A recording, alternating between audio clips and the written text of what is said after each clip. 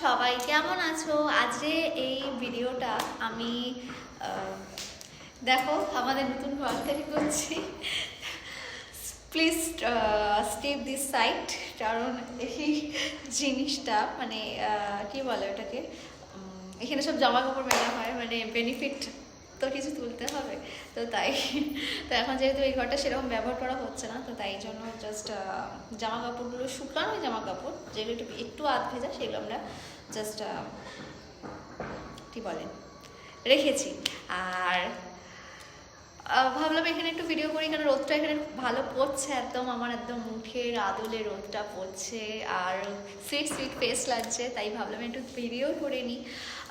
গান তো রিলস তো করাই যায়, কিন্তু ভিডিও তার সাথে সাথে একটু চুল আনজাবো। সকালে সেই চান করি, চুল এইরকমই থাকে একদম সেম টু সেম। আর চুলের অবস্থা দেখেছো তোমরা? প্লিজ একটু সাজেশন দাও কি চুলটা নিয়ে আমি কী করবো। ভেবেছিলাম কি যে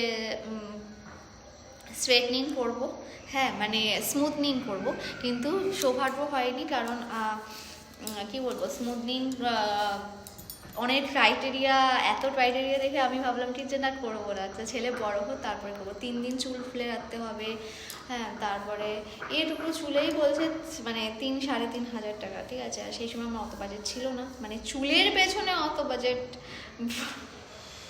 বরকে বলেছি যে স্মুথনিং করবো, তো ও ভেবেছে কি যে হয়তো 500-550 টাকা হবে।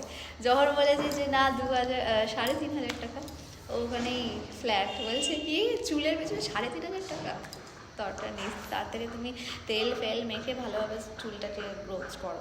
আমার চুলটা আরে ভালো ছিল, গ্রোথ ভালো ছিল। বিয়ে হওয়ার পরে 1 বছর তো চুল কাটতে নেই, তাই চুল কাটিনি, ডগারগুলো পুরো গিয়েছিলো।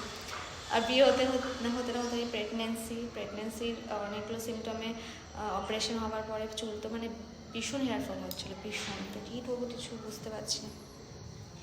এখনও আমার চুলে খুব হয়, দেখো এক্ষুনি আঁচড়াবো তোমাদের সামনে, চুল মানে বিশ্বাস করতে পারবে না কত রকমের।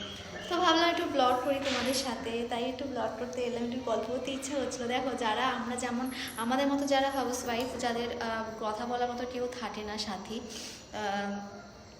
একাই বড় করি, শেয়ার করার মতো কেউ থাকে না, তো তাদের একটাই জায়গা আমার মনে হয়, মানে যারা ডেলি ব্লগার, একটাই জায়গা, সোশ্যাল প্ল্যাটফর্মটাই একটাই জায়গা যেখানে মানুষ দুঃখ কষ্ট সব কিছু, তা বলে না পার্সোনাল প্রফেশনালটা গুলিয়ে ফেলে চলবে না। মানে পার্সোনাল মানে ঘরের সব কথা তুমি উজাড় করে লোকের মানে কাছে বলবে, লোকটা তো সুযোগ পাবেই সেটা ট্রোল করার। তো সেরকম না, বাট কিছু কিছু জিনিস শেয়ার করতে ইচ্ছা করে, সেটা সুখের হোক দুঃখের হোক, সব কিছু সব ভাগ করে নিতে ইচ্ছা করে। তাই ভাবলাম কি এখন দুপুরবেলা এই মাত্র সবে 4:05 বাজে, এই মাত্র আমি খেয়ে দিয়ে ফ্রেশ হয়ে একটু ভাবলাম কি একটু আসি। অনেকদিন তো রিলস করা হয় না, ভিডিও ছাড়াই হয় না, প্রফেশনালি করবো ভাবি কোনোদিন আমি অ্যাক্টিভ থাকতে পারি না প্রতিদিন বলতে গেলে। তো ভাবলাম ঠিক আছে যে চলো রান্নাবান্না সব কিছু সেরে, হ্যাঁ আমার বাবার আজ আসার কথা ছিল, বাবা এখনও এসে পৌঁছায়নি, বাবার কাজ আছে, অফিসে আছে। তো রান্নাবান্না সেরে খেয়ে দিয়ে বাসন মেজে গ্যাস পরিষ্কার করে ঝাঁট দিয়ে, হ্যাঁ আমি ওপরে এলাম, এভাবে একটু রিলস করি, ঠিক আছে। তো সাজে গুজিনি, দেখো এখন আর আমার সাজতে গুজতে সত্যি বলতে গেলে ইচ্ছা হয় না।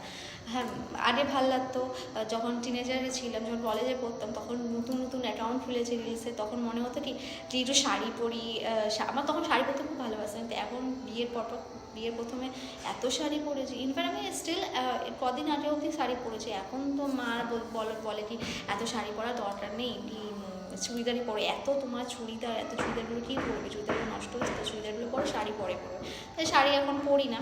আর সত্যি শাড়ি পরে ছেলেকে নিয়ে টাইটেল করা খুব ডিফিকাল্ট হয়েছে, তাই শাড়ি পরি না, শাড়িটা দূরে এখন। তো এখন তাই জন্য শাড়ি পরা ভুলেই গেছি, এখন ইচ্ছে হয় কোনো অকেশন আসুক, যেই অকেশনে শাড়ি পরা যাবে। তো এটাই, তা ভাবলাম একটু আসি, একটু তোমাদের সাথে গল্প করি। ও মা, সে ছেলে এমন বদমাইশি করছে, বাবা বলছে না ছেলেকে নিয়ে, মানে ওর বাবা বলছে ছেলেকে নিয়ে যাও, ঘরে যাও, ওটা ঘুম পাড়াও, আমি একটু ছাদে ঘুরি ওড়াতে চাই। আমি বললাম আমি এই মাত্র এলাম যে রিলসটা বানাবো বলে, আর এখনও ঘুমালে কি বলো তো, সন্ধে তো হয়েই যাবে একটু পরে, তা এখন আর ঘুম পাড়িয়ে লাভ নেই, ও এখন ঘুমাবেও না, ঠিক আছে। কি সুন্দর লাগছে না, মানে সুন্দর লাগছে মানে আমারও সুন্দর লাগে, মানে দুটো এত সুন্দর পড়ছে, তো তাই তোমাদের সাথে কথা বলতে ভালো লাগছে। হ্যাঁ, আর এই ঘরে প্রথমবার তোমাদের সাথে এখানে আমি গল্প করতে এসেছি। দেখো কি সুন্দর না মার্বেলটা। এখানে রান্নাঘরও হয়ে গেছে, এটা তো বাথরুমটা, বাথরুমে কোনো দরজা বসাই দিস, তো স্কিপ দিস, এটা নতুন বলে।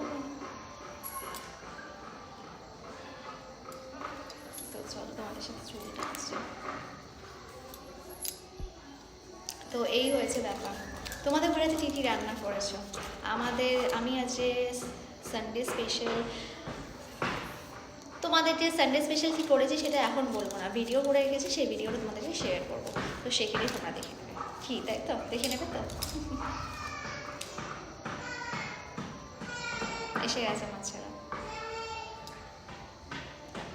বললাম না চুল কত চুল পড়ে, দেখো গোছা গোছা চুল বেরোবে।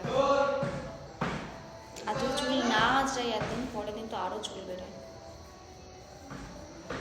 তো চুল আঁচড়াইনি, তারপর কথা, তো চুল আঁচড়াতে যদি ভোর হয়ে যাবে আমার, তো তারপরে অন হচ্ছে।